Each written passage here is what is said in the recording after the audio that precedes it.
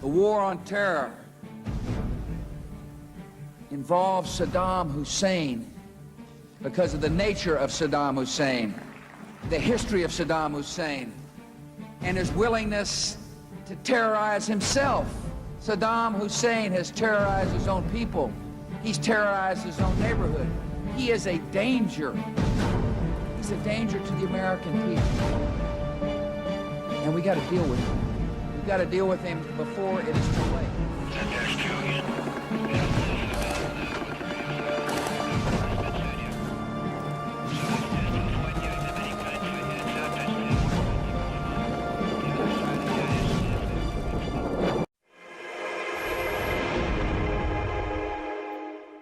One part of the United States was in complete agreement with the Kuwaitis regarding undermining Saddam.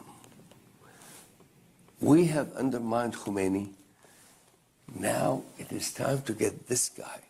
So that I think that this conspiracy-mindedness, we wanted to trick Iraq into war so we could seize their oil and station our troops in the Persian Gulf forever. That's conspiracy thinking, and it's cute, but it's silly. The next tool for profit and control is war. Since the inception of the Federal Reserve in 1913, a number of large and small wars have commenced. The three most pronounced were World War I, World War II, and Vietnam. Vietnam. The United States' official declaration of war on North Vietnam in 1964 came after an alleged incident involving 2 U.S. destroyers being attacked by North Vietnamese PT boats in the Gulf of Tonkin. This was known as the Gulf of Tonkin Incident. This single situation was the catalytic pretext for massive troop deployment and full-fledged warfare. One problem, however, the attack on the U.S. destroyers by Vietnamese PT boats never happened. It was a completely staged event to have an excuse to enter the war.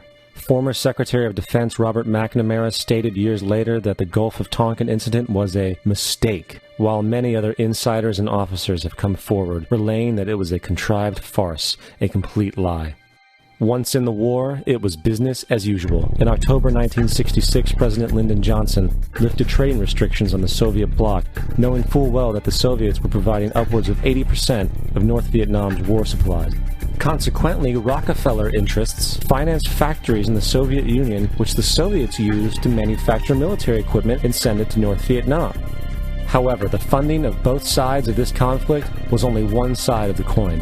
In 1985, Vietnam's rules of engagement were declassified. This detailed what American troops were and were not allowed to do in the war. It included absurdities like North Vietnamese anti-aircraft missile systems could not be bombed until they were known to be fully operational. No enemy could be pursued once they crossed the border of Laos or Cambodia. And most revealing of all, the most critical strategic targets were not allowed to be attacked unless initiated by high military officials. Apart from these imposed ludicrous limitations, North Vietnam was informed of these restrictions and therefore could base entire strategies around the limitations of the American forces. This is why the war went on so long. And the bottom line is this: the Vietnam War was never meant to be won, just sustained. This war for profit resulted in 58,000 American deaths and 3 million dead Vietnamese.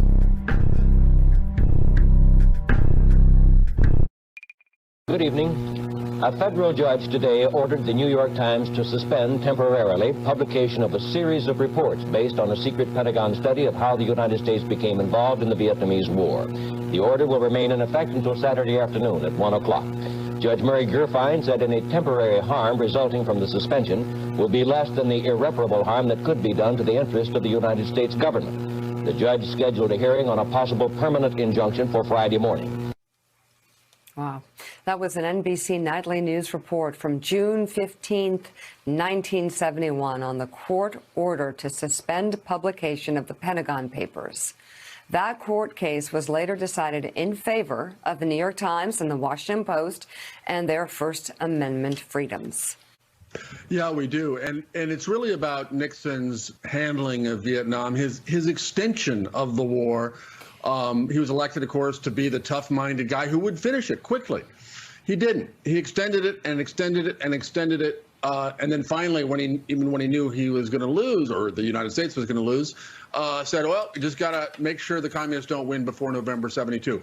The Pentagon paper, of course, came in the middle of that. He was about to go to China. He was about to grab the big brass ring, and Vietnam was just a distraction. When the Pentagon papers came out, which, by the way, wasn't bad for him. It was about the Kennedy and Johnson administrations and Henry Kissinger. We have Henry Kissinger and Nixon at war coming in and saying, "Oh, Mr. President, this isn't going to hurt you. This isn't going to hurt us. This is bad for the Democrats." But it sort of triggered Nixon's paranoia, which was a long-standing feature of Richard Nixon, to go nuts.